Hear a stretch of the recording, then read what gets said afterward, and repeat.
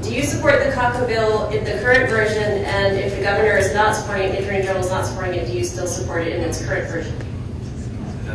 Yes.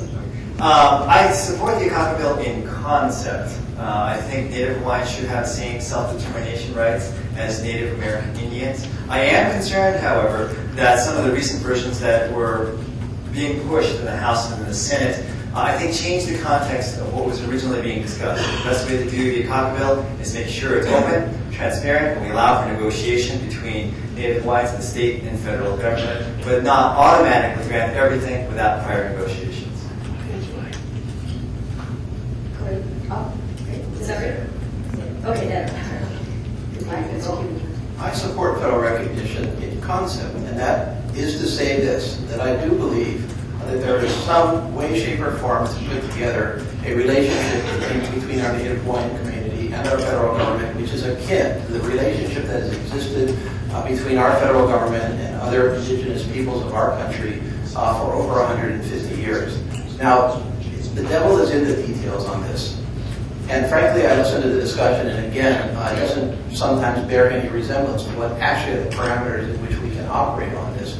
I supported the prior version and introduced it into Congress with my fellow delegation members and with the governor and with most of the Native Hawaiian community because I felt it did two or three things that I think were important. First of all, it recognized the overall concept. Second, it provided for a period in which the details could be fleshed out. And third, it provided for final approval after those details were fleshed out. And I think that's the right way to go. After all, let's talk it through, and if we can arrive at something that works, then we can do it. If we can't, then let's not do it.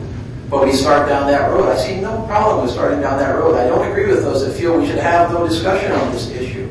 But when a bill, and I don't exactly know what the Senate side did, and just to correct Charles here, the House version is largely what was introduced previously. So that one I think would probably still fit my parameters. The Senate bill did in fact say, as Attorney General Bennett said it did, that it essentially accelerated everything and basically gave everything up front and then let's kind of work out a few afterthoughts later on. I don't think that that's the right way to go, and I don't think I can support that.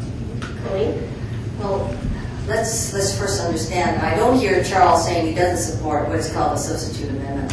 The substitute amendment is, for most part, the original bill, with the exception of one major change, which the Attorney General objects to, and that is the fact that they are giving Native Hawaiians the same, quote, inherent authority as you would a Native American tribe.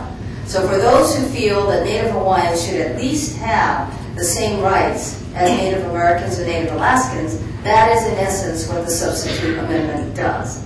One of the other issues that the substitute amendment is looked upon as, and I think Mark has had a difficulty, by the way, watch us tomorrow night on KITV because we're going to debate exactly this, is the fact that it has something to do with sovereign immunity. But you know, the state has waived sovereign immunity on certain of these claims already. That is the reason why you hear of state versus OHA, or OHA versus state, or all these other claims. Sovereign immunity has been waived. So when you step back and you look at the bill, I support the substitute amendment because I believe it does fundamentally what I have believed from the very beginning, which is that Native Hawaiians should have the same rights as Native Americans and Native Alaskans. And that is what the substitute amendment does, and that is what the White House has agreed to.